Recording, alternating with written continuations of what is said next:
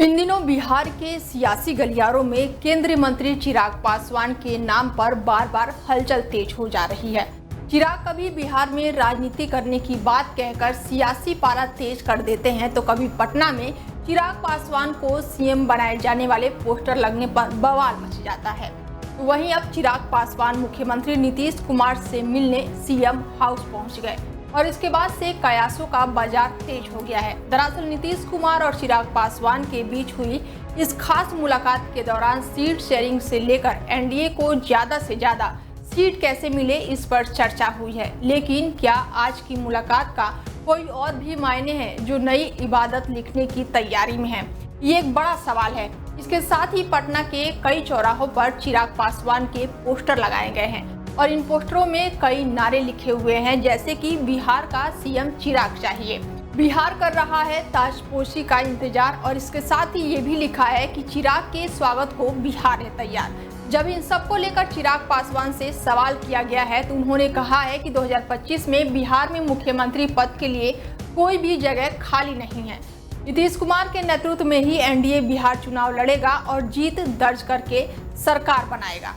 दरअसल बिहार विधानसभा चुनाव 2025 से पहले ही सियासी हलचल अब तेज हो गई है। पटना के प्रमुख सड़कों और चौक चौराहे पर चिराग की पार्टी के कार्यकर्ताओं ने एक पोस्टर लगाया है जिसमें लिखा है कि चिराग पासवान के स्वागत को तैयार है बिहार, और इस पोस्टर की चर्चा राजनीतिक गलियारों में अब जोरों पर है। सुबह एलजेपी-आर के राष्ट्रीय अध्यक्ष और केंद्रीय मंत्री चिराग पासवान मुख्यमंत्री नीतीश कुमार से मिलने पहुंचे और ये मुलाकात बिहार विधानसभा चुनाव के लिए सीट शेयरिंग और चुनावी रणनीति को अंतिम रूप देने के लिए हुई है।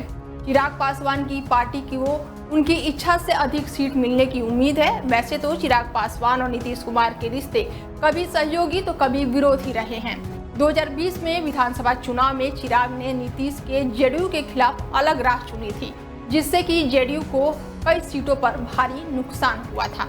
लेकिन 2024 के लोकसभा चुनाव में दोनों नेताओं ने एनडीए गठबंधन में एकजुटता दिखाई और चिराग की पार्टी ने हाजीपुर सहित 5 सीटों पर जीत दर्ज की, जिसमें कि नीतीश के प्रचार का भी योगदान रहा। वहीं एक साल के अंदर ही कई ऐसे मौके देखने को मिले हैं जब चिराग पासवान खुद सीएम नीतीश कुमार से मिलने पहुंचे हैं और अब ऐसे में दोनों की दोस्ती कुछ अलग ही कहानी बयां करती हुई नजर आ रही है।